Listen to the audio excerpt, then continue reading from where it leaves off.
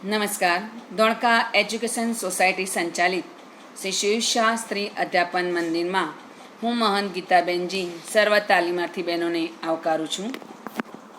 આજે આપણે ડીએલએડ પ્રથમ વર્ષ કોર્સ 4 ગુજરાતીમાં પ્રાવીણ્ય સજ્જતા વિષય અંતર્ગત પ્રકરણ 2 ગુજરાતી ભાષાનો ઇતિહાસ અને સાહિત્ય સ્વરૂપોમાં કેટલાક મહત્ત્વના મુદ્દાઓની ચર્ચા કરીશું.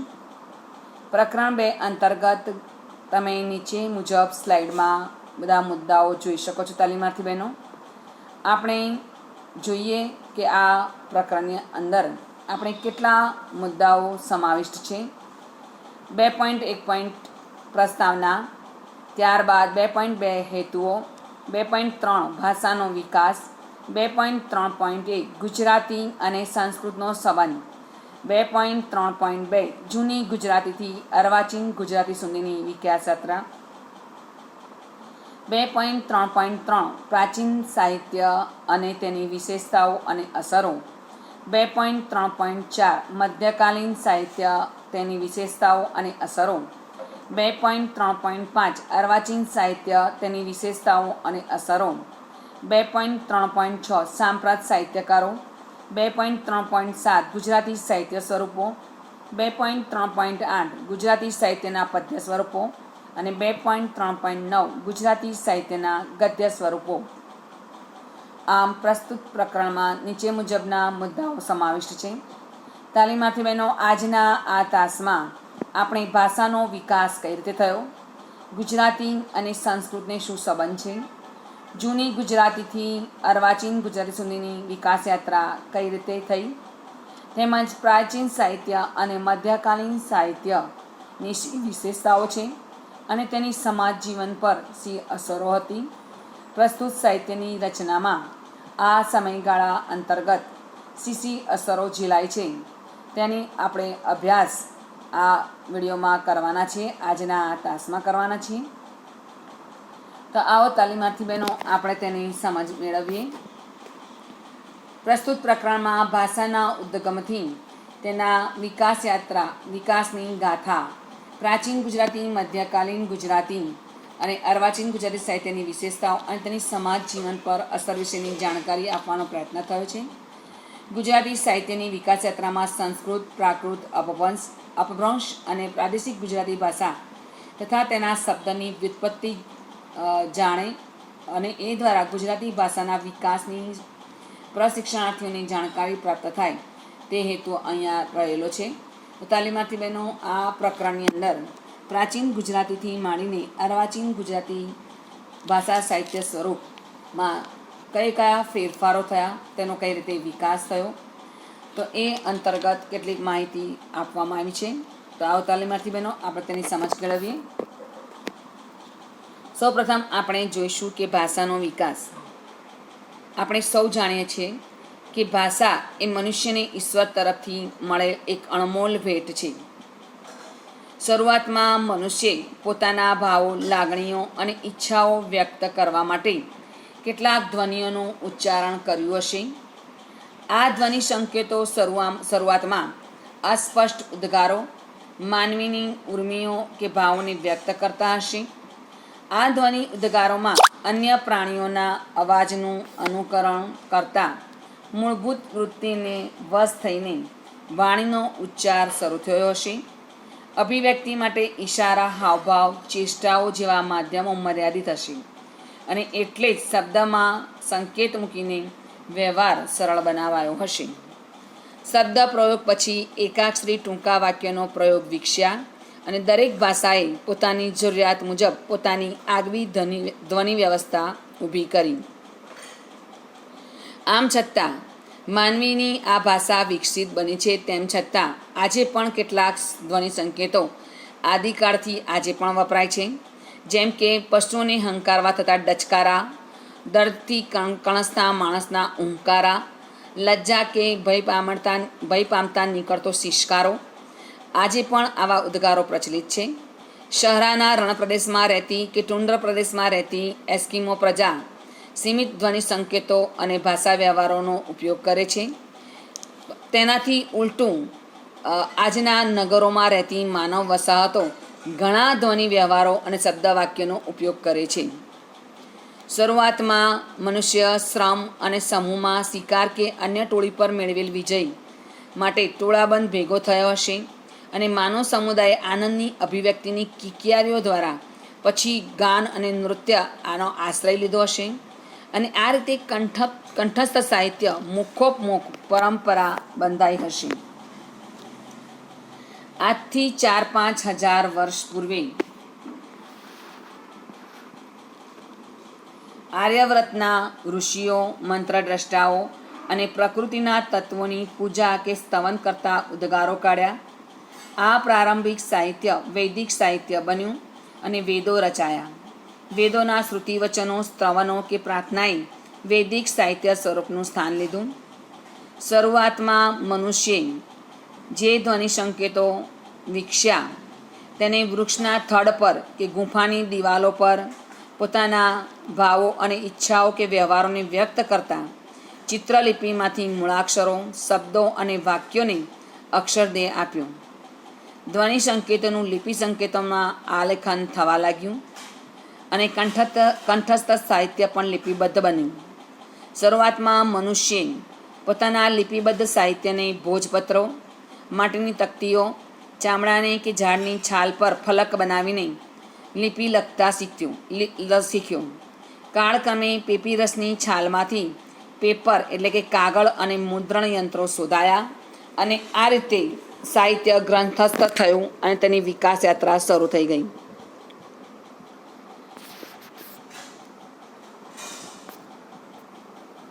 ગુજરાતી અને સંસ્કૃતનો સંબંધ. તાલીમાર્થી બહેનો, આપણે સૌ જાણીએ છીએ કે સંસ્કૃત એ આપણી જનની છે.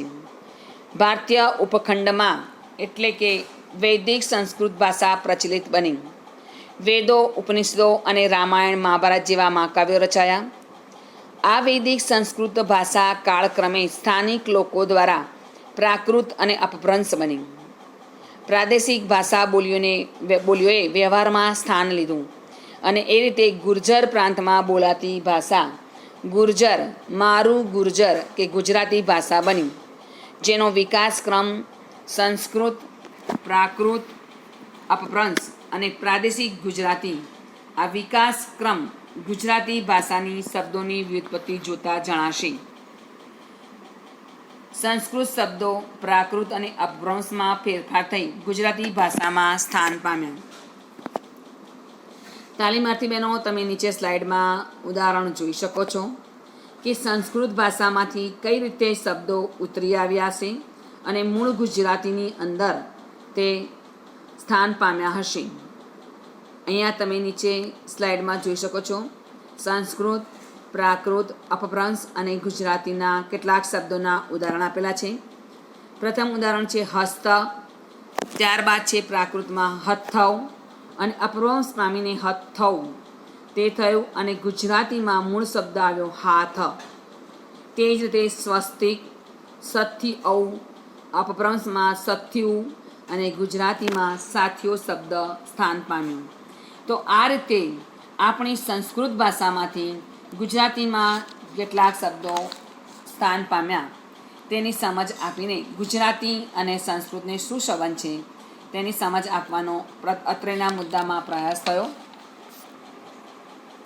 જૂની ગુજરાતીથી ગુજરાતી અર્વાચીન ગુજરાતી સુધીની વિકાસ યાત્રાની સમજ પ્રસ્તુત મુદ્દામાં કેળવવામાં આવી છે. ગુજરાતી ભાષા ક્યાં કઈ રીતે બોલાતી હતી?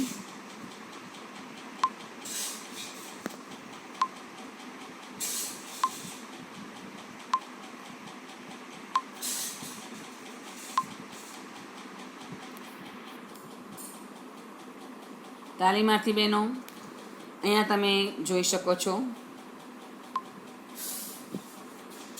ઉત્તરે કચ્છ અને મારવાડ એટલે કે રાજસ્થાન, દક્ષિણે થાણા જિલ્લો એટલે કે મહારાષ્ટ્ર,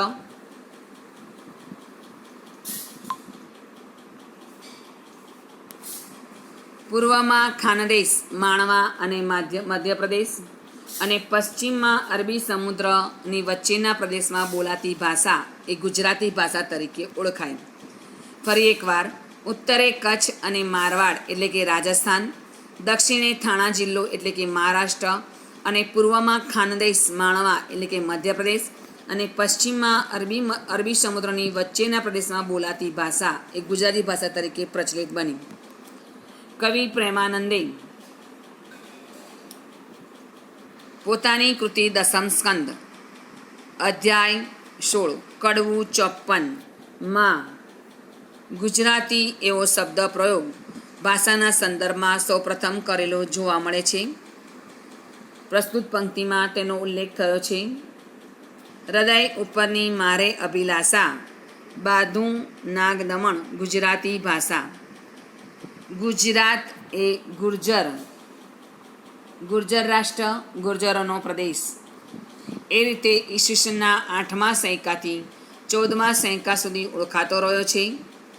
ગુજરાતી ગુર્જરથી રક્ષાયેલો, ગુર્જરોને આશ્રય આપનારી ભૂમિ, ગુર્જર ભૂમિનો પ્રાદેશિક સીમા વિસ્તાર વારંવાર શાસકોથી બદલાતો રહ્યો છે. આ પ્રદેશમાં વસતા લોકોની બોલાતી ભાષા એટલે ગુજરાતી. ગુજરાતી તરીકે ઓળખાતી ભાષા પ્રાકૃત, અપભ્રંશ અને ગુર્જર ભાષા તરીકે ઓળખાતી રહી. સંસ્કૃત એ ભારતીય આર્યકુળની ભાષા છે. કાળક્રમે સમગ્ર ભારતમાં પ્રાકૃત સ્વરૂપે પ્રાદેશિક ભાષા સ્વરૂપો ઉદ્ભવ્યા. ગુજરાતી ભાષા જે પ્રાદેશિક પ્રાકૃત ભાષામાંથી ઉતરી આવી તેનું કેન્દ્ર મથુરા હતું. આથી તે પ્રાકૃત કે સૌરસેની પ્રાકૃત અને એમાંથી કાળક્રમે બદલાયેલું ભાષાનું સ્વરૂપ અપભ્રંશ તરીકે ઓળખાયું. ગુજરાતી ભાષા જે અપભ્રંશ સ્વરૂપમાંથી ઉતરી આવી તે ગુર્જર અપભ્રંશ એટલે કે ગુજરાતી અપભ્રંશ તરીકે ઓળખવામાં આવે છે. આમ મૂળ વૈદિક સંસ્કૃત, ત્યાર પછી સંસ્કૃત, પછી સૌરસેની પ્રાકૃત અને ગુર્જર અપભ્રંશ અને ત્યારબાદ ગુજરાતીનો વિકાસ થયો હશે તેમ આપણે તેવું જોવા મળે છે. એટલે કે મૂળ ભાષા એ વૈદિક સંસ્કૃત ભાષા કહેવાય. ત્યારબાદ તેમાંથી સંસ્કૃત ઉતરી આવી. એના પછી સંસ્કૃતની અંદરથી સૌરસેની સંસ્કૃત અને સૌરશ્રેણી પ્રાકૃત અને ત્યારબાદ ગુર્જર અપભ્રંશ અને ત્યાર પછી ગુજરાતી મૂળભૂત ભાષાઓએ સ્થાન લીધું.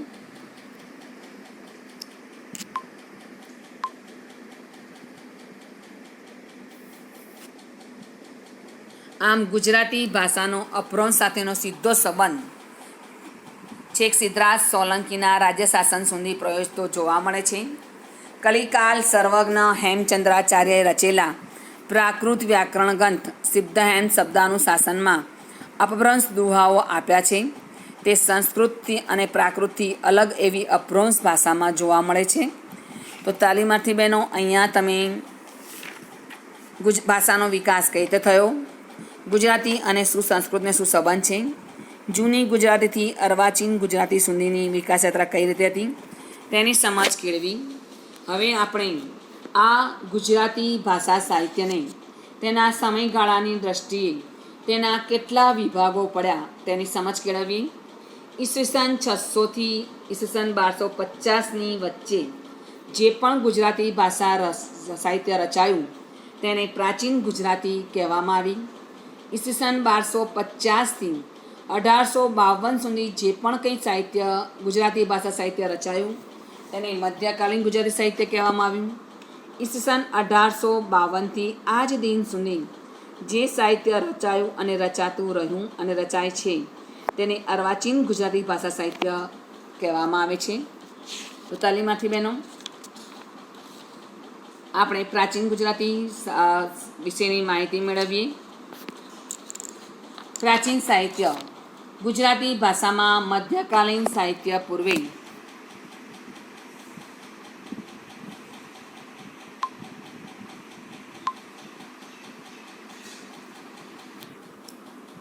ગુજરાતી ભાષામાં મધ્યકાલીન ગુજરાતી સાહિત્ય પૂર્વે એટલે કે ઈસવીસન 1088નું જે સાહિત્ય તેને પ્રાચીન ગુજરાતી સાહિત્ય તરીકે ઓળખવામાં આવે છે. ટૂંકમાં ઈસવીસન 600ની આસપાસ સંસ્કૃત પ્રાકૃતની સાથે સાથે અપભ્રંશ સાહિત્ય રચનાઓ થઈ. ઈસવીસન 1250 સુધીની જૂની ગુજરાતી કહેવાય છે. તેને આપણે પ્રાચીન ગુજરાતી કે જૂની ગુજરાતી કહી શકીએ છીએ. જૂની ગુજરાતી કે પ્રાચીન ગુજરાતી ભાષાને ડૉક્ટર ટેસ્સી તોરીએ પ્રાચીન પશ્ચિમી રાજસ્થાની તરીકે ઓળખાવી છે, જ્યારે શ્રી ઉમાશંકર જોશી એને મારું ગુર્જર ભાષા તરીકે ઓળખાવે છે. તાલીમાર્થી બહેનો, આપણે યાદ રાખીશું કે જૂની ગુજરાતી ભાષાને ડૉક્ટર ટેસ્સી તોરી એ પશ્ચિમી રાજસ્થાની તરીકે ઓળખાવે છે, અને જ્યારે ઉમાશંકર જોશી મારું ગુર્જર ભાષા તરીકે ઓળખાવે છે.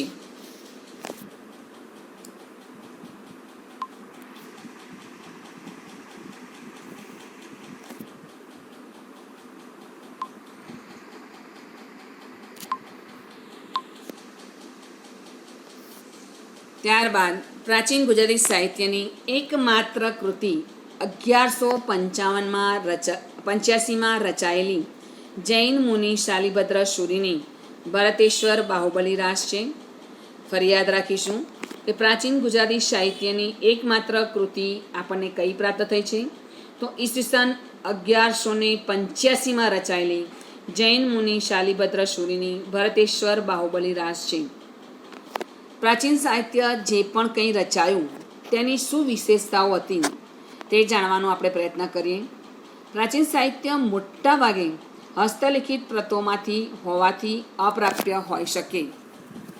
સ્વાભાવિક રીતે જ તાલીમાર્થી બહેનો, તે વખતે મુદ્રણ યંત્રની શોધ થઈ ન હોવાથી જે પણ સાહિત્ય સંગ્રહાયું કે રચાયું તેને તાડપત્રીની છાલ કે માટીની પ્રતો પર લખીને સંગ્રહવાનો પ્રયત્ન જે થયો, એટલે આપણે જે પણ કંઈ પ્રાચીન સાહિત્ય પ્રાપ્ત થયું છે તે ખૂબ જ ઓછી માત્રામાં પ્રાપ્ત થયું છે. તો આપણે જે પણ સંગ્રહીને આપણને જે પ્રાપ્ત થયું તે સાહિત્ય આપણને હાથ લાગ્યું તેને આપણે પ્રાચીન સાહિત્ય કહી શકીશું. કેટલીક વસ્તુઓ આપણને મુદ્રણ યંત્રના અભાવના કારણે અપ્રાપ્ય થયું. પ્રાચીન સાહિત્ય મોટા ભાગે હસ્તલિખિત પ્રતોમાં હોવાથી અપ્રાપ્ય હોઈ શકે. તેના પર સંસ્કૃત, પ્રાકૃત અને અપભ્રંશ ગુજરાતી ભાષાની અસર દેખાઈ આવે છે. પ્રાચીન ગુજરાતી સાહિત્યની એકમાત્ર કૃતિ ઈસવીસન 1185માં રચાયેલી જૈન મુનિ શાલિભદ્ર શૂરીની ભરતેશ્વર બાહુબલી રાસ નામની કૃતિ છે. જૈન ધર્મની અસર તળે આ સાહિત્ય કૃતિની રચના થઈ છે. આ હતી પ્રાચીન સાહિત્યની વિશેષતાઓ.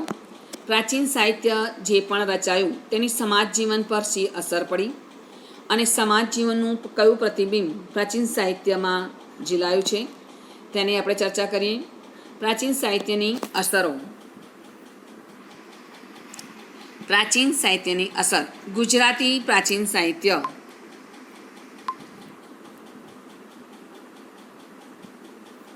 પ્રાચીન સાહિત્યની પ્રજાજીવન અને સમાજ ઉપર ખાસ અસર જોવા મળતી નથી.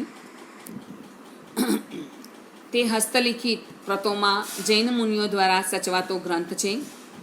સામાન્ય પ્રજા અશિક્ષિત હોવાથી આ કૃતિની સમાજ પર ખાસ અસર જોવા ન મળે એ સ્વાભાવિક છે. આ રચનાઓ સાહિત્યના અભ્યાસુઓ અને વિદ્યાર્થીઓ માટે ઉપયોગી છે.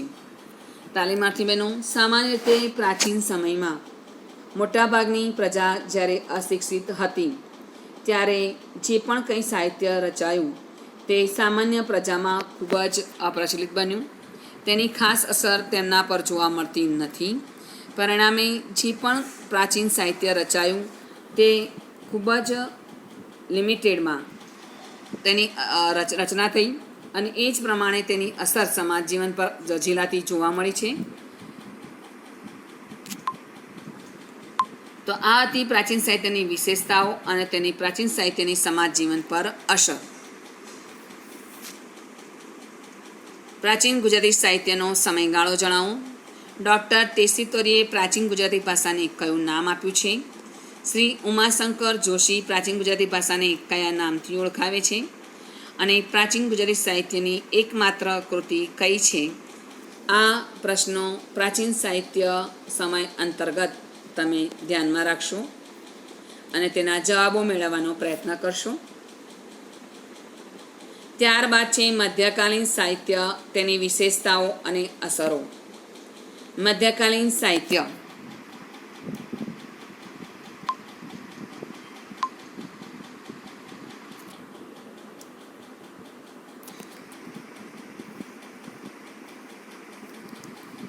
ઈસવીસન 1407માં ગુજરાતની સલ્તનત સ્વતંત્ર બને છે. દિલ્હી સાથેનો એનો સંબંધ કપાઈ જાય છે. ઈસવીસન 1411માં રાજધાની પાટણથી ખસીને અમદાવાદ આવે છે. ગુજરાત એ રીતે રાજસ્થાનથી અલગ પડવા લાગે છે.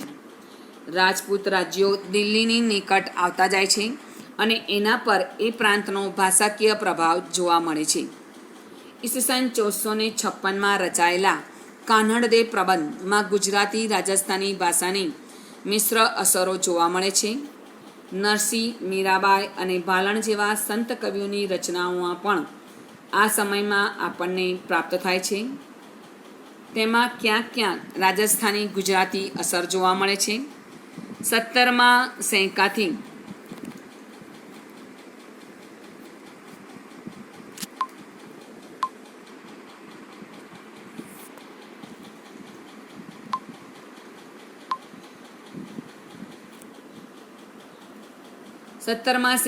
પ્રયોજાતી ગુજરાતી ભાષા મધ્યકાલીન ગુજરાતી સાહિત્ય તરીકે ઓળખાય છે. ફરી એકવાર 17માં સૈકાથી ઓળખાતી પ્રયોજાતી ભાષા ગુજરાતી ભાષા મધ્યકાલીન ગુજરાતી સાહિત્ય તરીકે ઓળખાય છે. મધ્યકાલીન ગુજરાતી સાહિત્યના આદ્ય કવિ તરીકે શ્રી નરસિંહ મહેતાની ગણના થાય છે. ફરી એકવાર અવારનવાર પરીક્ષાઓમાં પૂછાતો પ્રશ્ન, નરસિંહ મહેતા આદ્ય કવિ. મધ્યકાલીન ગુજરાતી ભાષા સાહિત્યના એકમાત્ર આદ્ય કવિ તરીકે જેની ગણના થાય છે તે છે નરસિંહ મહેતા. મધ્યકાલીન ગુજરાતી સાહિત્યને તેના ખૂબ જ બહોળું એની રચના જોવા મળે છે. મધ્યકાલીન ગુજરાતી સાહિત્યની અંદર ખૂબ જ વિશાળ પ્રમાણમાં સાહિત્ય રચનાઓ થઈ, જેના લીધે મધ્યકાલીન ગુજરાતી સાહિત્યના સમયગાળાને 3 ભાગમાં વહેંચવામાં આવ્યો છે. ઐતિહાસિક દ્રષ્ટિએ ગુજરાતી સાહિત્યનો મધ્યકાલ હેમચંદ્રાચાર્યના જન્મ ઈસવીસન 1088થી દયારામના અવસાન સુધી ઈસવીસન 1852 સુધીનો કાળ ગણી શકાય. મધ્યકાલીન ગુજરાતી સાહિત્યને નીચે મુજબ 3 ભાગમાં વહેંચી શકાય છે. પહેલું છે હેમયુગ, ઈસવીસનની 12મી સદીથી 14મી સુધીના અંત સુધી. બીજું છે નરસિંહ યુગ, ઈસવીસન 15મી સદીથી 16મી સુધીના અંત સુધી. અને ત્રીજું છે પ્રેમાનંદ યુગ, ઈસવીસનની 17મી સદીથી ઈસવીસનની 1852મી સદી સુધી. આમ મધ્યકાલીન ગુજરાતી સાહિત્યને 3 ભાગમાં વહેંચવામાં આવ્યું: હેમયુગ, નરસિંહ યુગ અને પ્રેમાનંદ યુગ.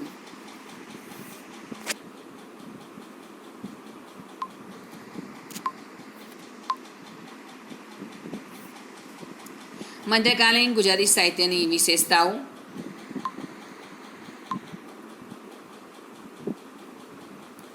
સ્વાભાવિક રીતે જ મધ્યકાલીન સાહિત્યની જે વિશાળ રચનાઓ થઈ તે સમયમાં મધ્યકાલીન સાહિત્ય મોટાભાગે ભક્તિરસના રંગે રંગાયેલું હતું. જે પણ કંઈ સાહિત્ય રચાયું તે આદ્ય પ્રભુની સેવામાં રચાયું. પ્રભુના જ કીર્તન, ગાન અને વર્ણનને રચનાઓમાં સ્થાન મળ્યું. બહુ જ મોટા પ્રમાણમાં મહાન હસ્તી, મહાન સંત કવિઓ મધ્યકાલીન સમયગાળાની અંદર જન્મ્યા અને તેમણે જે પણ કંઈ સાહિત્ય રચ્યું તે ભક્તિરસથી પ્રચુર માત્રામાં જોવા મળે છે. મધ્યકાલીન ગુજરાતી સાહિત્યની આપણે વિશેષતાઓ જોતા જઈએ તાલીમાર્થી બહેનો. મધ્યકાલીન ગુજરાતી સાહિત્ય મોટા ભાગે પદ્ય સ્વરૂપમાં ખેડાયું. બીજું છે મધ્યકાલીન ગુજરાતી સાહિત્ય ભક્તિરસ અને પ્રકૃતિ વર્ણનોથી સભર છે, સમૃદ્ધ જોવા મળે છે. મધ્યકાલીન ગુજરાતી સાહિત્યમાં પદ્યમાં વિવિધતા સભર સાહિત્ય રચાયું, જેમ કે રાસ, ફાગુ, બારમાસા, છંદ, પદ, પ્રભાતિયા, છપ્પા, પદ્યવાર્તા, આખ્યાન, કાફી, ધોળ, ચાપખા અને ગરબા જેવા વિવિધ પ્રકારો મધ્યકાલીન સાહિત્યમાં રચાયા, સ્થાન પામ્યા. આવા વિવિધ સાહિત્ય ગુણવાળું ગદ્ય સૌપ્રથમ જૈન સાધુ તરણ પ્રભુ શૂરીની ઈસવીસન 1355માં લખાયેલ ઉપદેશ કથાઓમાં જોવા મળે છે. મધ્યકાલીન સાહિત્ય સ્વરૂપમાં પૃથ્વીચંદ્ર ચરિત ગદ્ય સ્વરૂપોમાં સંતો દ્વારા લખાયેલ ગુરુ શિષ્ય સંવાદો અને સજાનંદ સ્વામીના વચનામૃતો એ ગદ્ય સ્વરૂપના દ્રષ્ટાંતો છે. મધ્યકાલીન સાહિત્ય સ્વરૂપમાં નરસિંહ ભાલણથી દયારામ સુધીના સાહિત્યકારોનો સમાવેશ થાય છે. તાલીમાર્થી બહેનો આથી મધ્યકાલીન ગુજરાતી સાહિત્યની વિશેષતાઓ.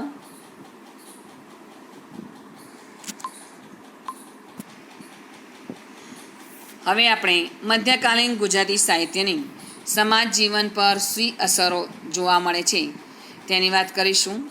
મધ્યકાલીન ગુજરાતી સાહિત્ય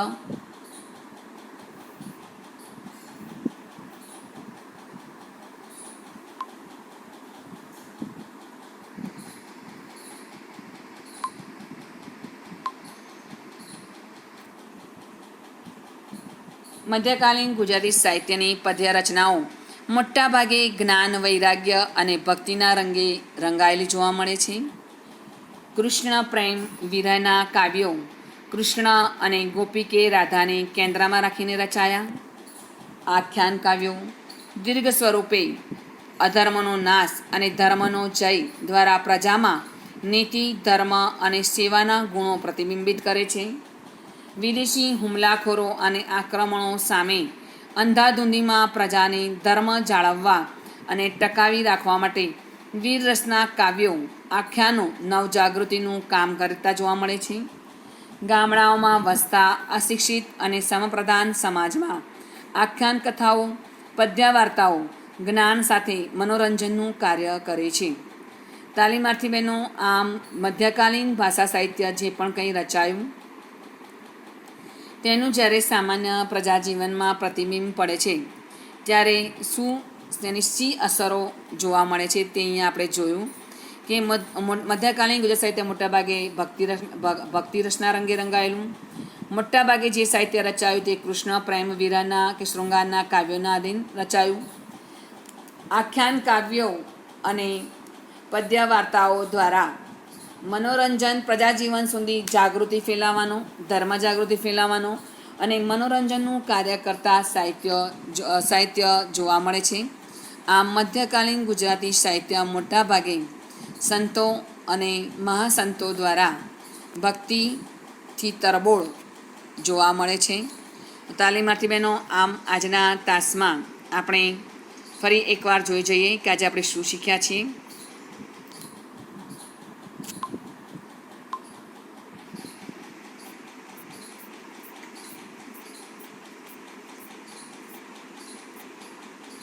ભાષાનો વિકાસ કઈ રીતે થયો. ભાષા એ મનુષ્યને મળેલી ઈશ્વરની અણમોલ ભેટ. ધીમે ધીમે લિપિ, ધ્વનિ, સંકેતો, શબ્દો, વાક્ય પ્રયોગે સ્થાન મેળવ્યું. શરૂઆતમાં સંસ્કૃત ભાષાની રચના અને ત્યારબાદ અપભ્રંશ થઈને બોલાતી સંસ્કૃત, પ્રાકૃત, અપભ્રંશ થઈને બોલાતી ભાષા ગુજરાતી. ગુજરાતી સંસ્કૃતનો સંબંધ જોયો. ત્યારબાદ ગુજરાતી ભાષા કઈ રીતે પ્રચલિત બની તેની આપણે સમજ કેળવી. ત્યારબાદ પ્રાચીન ગુજરાતીથી અર્વાચીન ગુજરાતી સાહિત્યનો સમયગાળો શું છે તે વિશેની માહિતી કેળવી. પ્રાચીન સાહિત્ય વિશેની સમજ આપણે કેળવી. પ્રાચીન સાહિત્યની શી વિશેષતાઓ છે અને પ્રાચીન સાહિત્યની સમાજ જીવન પર શી અસર જોવા મળે છે તે વિશેની આપણે માહિતી કેળવી. પ્રાચીન સાહિત્ય અંતર્ગત કેટલાક મહત્ત્વના પ્રશ્નો, મધ્યકાલીન સાહિત્ય અને તેની વિશેષતાઓ વિશેની સમજ આપણે કેળવી. મધ્યકાલીન સાહિત્યને કેટલા ભાગમાં વહેંચવામાં આવે છે, મધ્યકાલીન સાહિત્યની શી વિશેષતાઓ છે અને મધ્યકાલીન ગુજરાતી સાહિત્યની સમાજ જીવન પર શી અસર છે તે વિશેની સમજ મેળવવાનો આજના તાસમાં પ્રયત્ન થયો છે.